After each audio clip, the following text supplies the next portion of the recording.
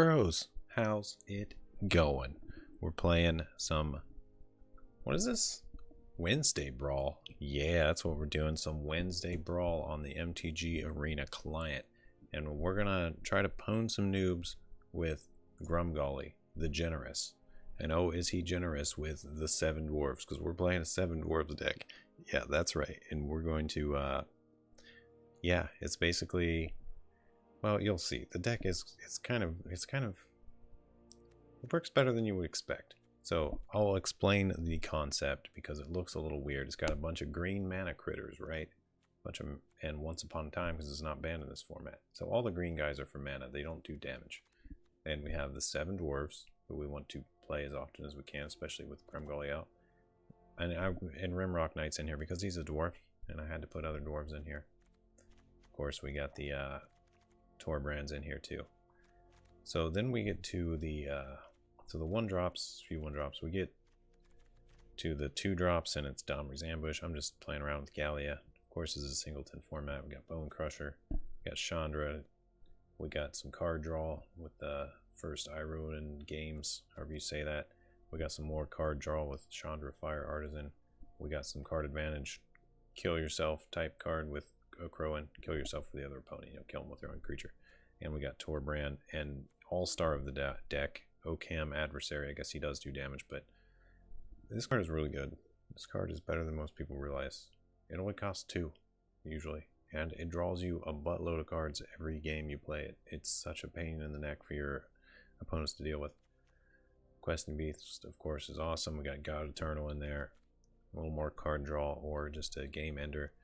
Chandra, I don't really know what she's doing in here, but she's big and bad in singleton format, so. And of course, Embercleave. Incogla is great. And Draxth's in here, and Great Henge, Perforos Intervention, which I think I'm going to actually take out and put in Storm's Wrath. Just in case I'm playing against, like, I don't know, some deck that just brings out a bunch of weenies like I do, and I have to make a big trade. Storm's Wrath is really good. But I don't know, maybe I should just go all in and do something else with damage, or I could put in a 1-shock. It's nice to have that shock sitting around sometimes, ready to cast. I think I'll do the 1-shock.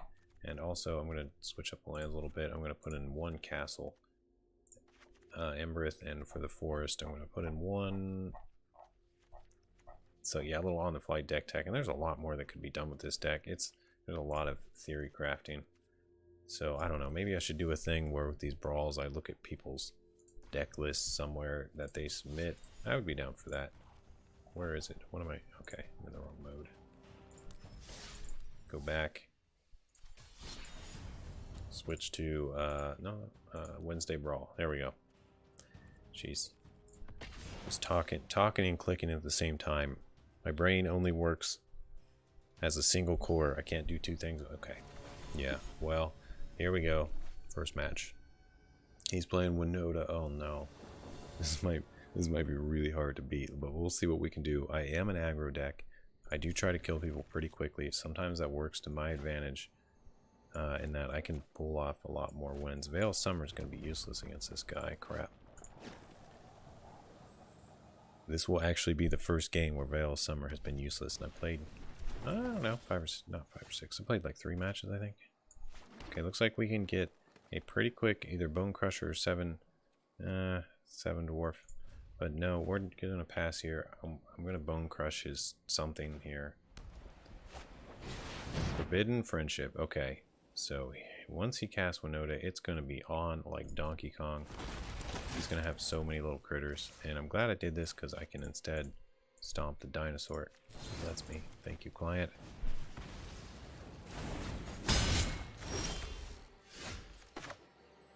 Okay, let's go ahead and do our GRUMGULLY. Oh man, this is gonna be really hard. I'm telling you guys. I know I say this a lot in videos. Well, not a lot. Sometimes. We will go back to the command zone. Sometimes I feel like I have no chance, and it's, you know, those are the points you should concede. He's only got 1 proc on it if he plays it next turn, so that's not the worst. So we'll play it out a little bit longer and see what I can do. I kind of want to get this Ocam Adversary out there because I need to pressure him.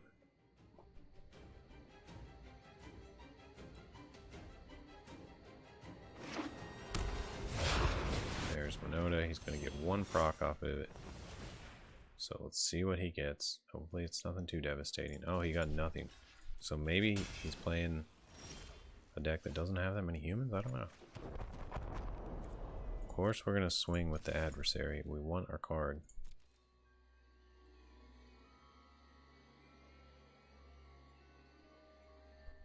He's going to block. Okay. I'm good with that. Do we want to end our turn? No. We want to play our GRUMGULLY again. We'll go ahead and do that.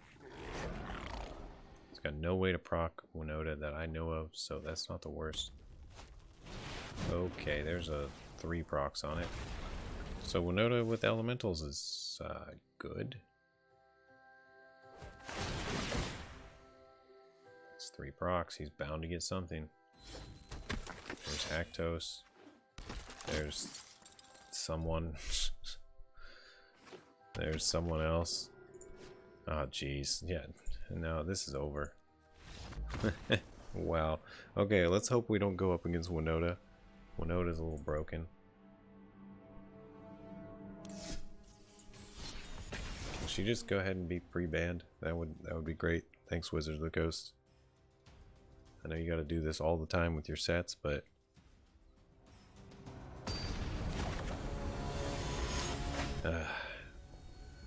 I wonder if they're concerned. I wonder if this is random theory.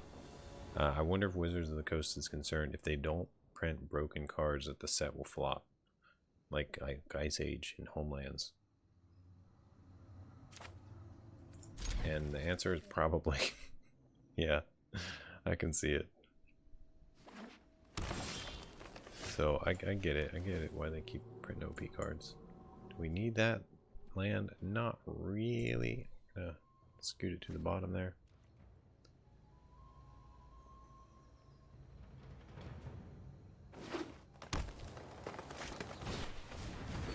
He's got a druid. I've got a druid. Actually, mine's a plant. How do you say his name? Ilcian Carotid? Something like that.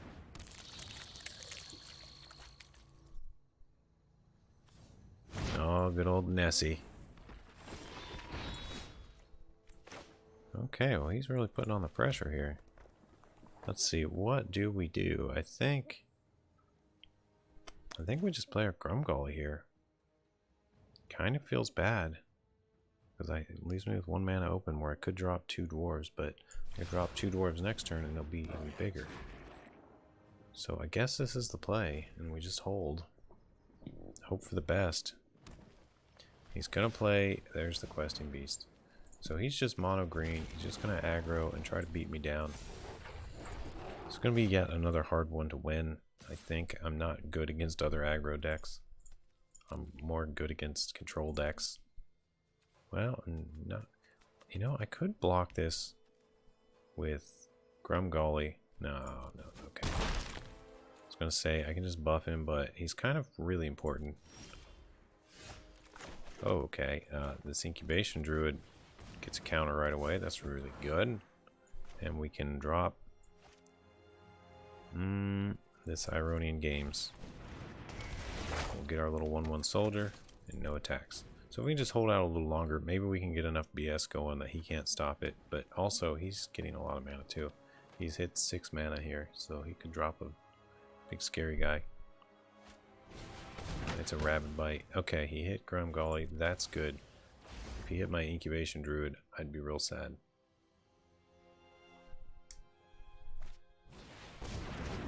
Hydra's Growth on the Flaxen Intruder. Okay. Well, I guess we block the Flaxen Intruder. Take 8 and let's see what happens.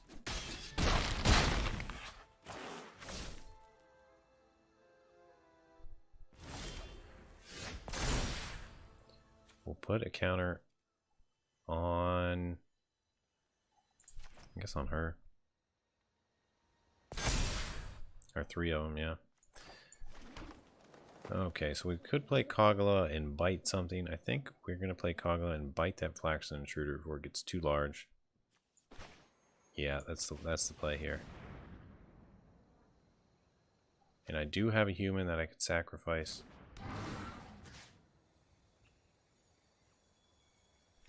Yeah, we'll bite the intruder. I kind of want to bite the Leafkin Druid, but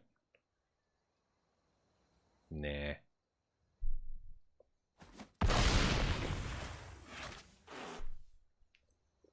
Okay, and we could play one of our dwarves. Is it really worth it though? I don't think so. I'd rather sit with the mana open for Kogla to potentially become indestructible.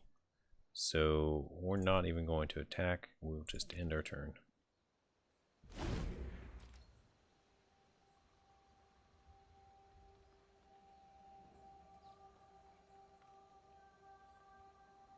And I think we've got him pressured to a point where he might not be able to win. Yeah, I feel like we got this in the bag. Just had to play our cards right. And we still have to play our cards right. So we're going to chill. Oh, he's got a Bonder's Enclave. Very nice. Nessie continues to grow. And let's see what he does with Nessie. Nothing? Nothing. Okay. Well, this is pretty good for us. Now we get to draw 2 cards. This card is pretty good. I really like this one. I know it takes 3 turns for it to get the cards to you, but yeah, we'll just grab another mountain here. Now let me think about this for a second. We've got options. I think I'm just going to swing with Kogla, because that will kill the Cetessan Training and he'll have to block or something. There we go. Block or destroy that Cetessan Training. Goodbye Trample on your Horn Beetle. Another game where Veil of Summer is completely useless, unfortunately. He's going to block it with Nessie. Okay. I feel like he's got something up his sleeve. Go ahead and do it. Whatever you got. It's a giant growth. Okay. Well, I've got a couple things up my sleeve too. We'll go ahead and let you resolve that. And we'll give him a little anger. And also, we'll go ahead and return a human to our hand to save his life. I'm indestructible. And there we go. -2 health, but indestructible. Very good. We'll go ahead and play GRUMGULLY. And maybe we'll drop one of these 7 dwarves. Or the Rimrock Knight. Let's just do the Rimrock Knight. And let's see where he goes with this. He's only got 2 cards in hand. He could draw one with Bonder's Enclave, but that's going to take pretty much all his mana. So he doesn't want to do that. Well, I guess he does want to do that. So maybe he is a little desperate and sees that he's at a loss here. Sorry, Mad Mongol, about your luck. Oh, Command Tower. I forgot about Command Tower. I can drop that in for one of my lands. Okay, and there we go. Taking it home with the 7 dwarves. Something gratifying about playing a deck like this in Brawl that is just annoyingly greedy and cheesy, with GRUMGULLY and his 7 dwarves and being able to win. It's you know, other people are playing these massive awesome cards, ultimates, and I'm just like, 7 dwarves, commons, man, throwing commons at you. What are you gonna do about it? It's fun. I haven't really seen anybody play with these or play around with these guys. I think there's some interesting potential with them, especially if you can get counters on them or triggers for things coming into play or bring them back. Okay, let's see. Oh, I should have played a mountain. A bit of a mistake there, but maybe it'll be okay. It's fine. I just wanted to be able to kill him if he was going to play something that gained counters for being in play or for gaining life or whatever. Words are hard. Okay, let's drop our 7 dwarves, confuse our opponent. Now he is playing Gideon Blackblade. Gideon is really good. I do have a Dommer's Ambush though, so I think we'll be okay. He's just going to keep growing though in those loyalty counters. Share in my light. Indestructible lifelink, yeah, whatever, we'll block it. So doing 5 damage is not too hard because I have multiple options. I have Dommer's Ambush and an attack, or I have buff 7 dwarves by playing another 7 dwarves and shock. So I think I'm going to go with the buff 7 dwarves route. I'd like to play GRUMGULLY first, but I've got to get this Gideon taken care of before it becomes a problem. And that way I can swing and get my damage in. We'll see what he plays. I'm actually not all that confident I can beat this deck, but I said that last game and ended up winning somewhat handedly, so we'll see. Twin Blade Paladin. I think we'll just go ahead. I think we have to just do this ambush. I really don't want to.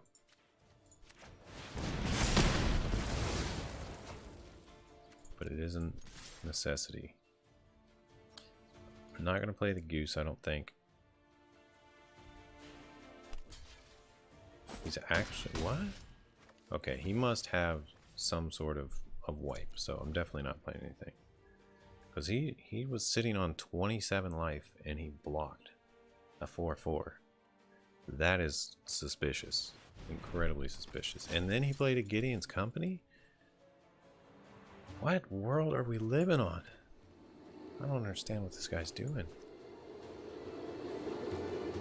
I want to play GRUMGULLY, but also I want to keep pressuring with the Questing Beast. We'll save the Questing Beast. We're just going to do it this way. And we're going to swing with both dwarves, because I don't mind losing a 3/3. I have a Questing Beast next turn. And I also now have a Gilded Goose who has some attacking power, thanks to GRUMGULLY.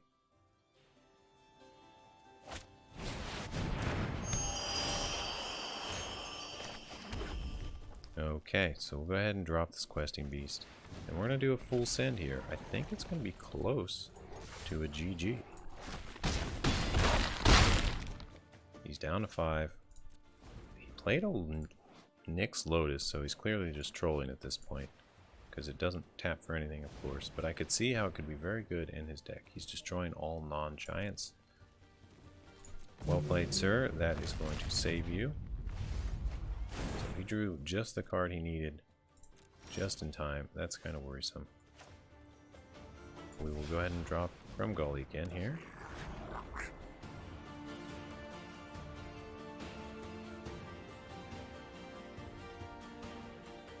Board wipes are definitely my enemy. When I'm playing this deck, if I get board wiped, unless I've got a bunch of cards in my hand, it's probably going to be a good counter.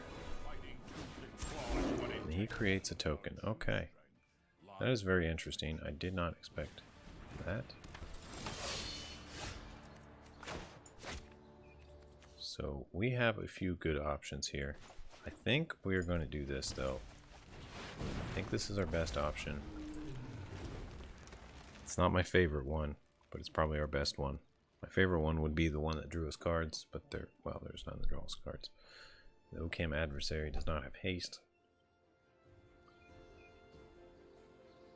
But I put him into a situation where he has to deal with Drakaseth or he loses. So he does have Sephara. Okay, that sort of deals with him. Doesn't completely deal with him though. Friendship. So he's going to gain some life. This is okay. I can definitely pressure him into nearly losing next turn. Means Conjurant for 1. It's a really odd card to be playing. Okay, so we do have to full swing at his face. Yeah, that's the way. So the 4 is going to go to Well, I could do it to Safara. No. I could do it to him and put him at 9. Yeah, that's the play. So we'll do that, and then 3 here and 3 here. Yeah, I'm not too worried about Johnny at this time. I'd rather pressure for a win, because I can castle Imrith and win here if he doesn't block. Well, okay, there we go. So he blocks. That's fine. And we can play our other critters. And hopefully that GG's the situation here. He gained some life, he bought some time. Unless he has something, I don't know, he needs a Planner Cleansing pretty much. If he has Planner Cleansing as this card right here, there is a chance. Oh my god. Could I have called that any better? Oh jeez. Well, we'll play GRUMGULLY again. There's Castle Garenbrig. Oh jeez. Oh jeez. I was so confident that we were going to be fine, and I was just like trolling saying that, you know. If we got anything we can recast? Recast a Domri's Ambush, but that's not even big enough to kill. We recast a Shock. Ah, jeez. What are we gonna do, guys? Same thing we do every game. Try to take over the world. We'll send these 2 little guys. Gonna block 1. I'm gonna force a little bit of damage.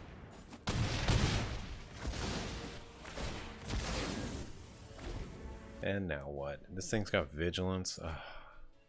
And he's got Labyrinth of Scophos, where he can remove things from combat. Alright, alright. I think we tuck it in. That Planner Cleansing just really hit too hard. And our plane has been cleansed.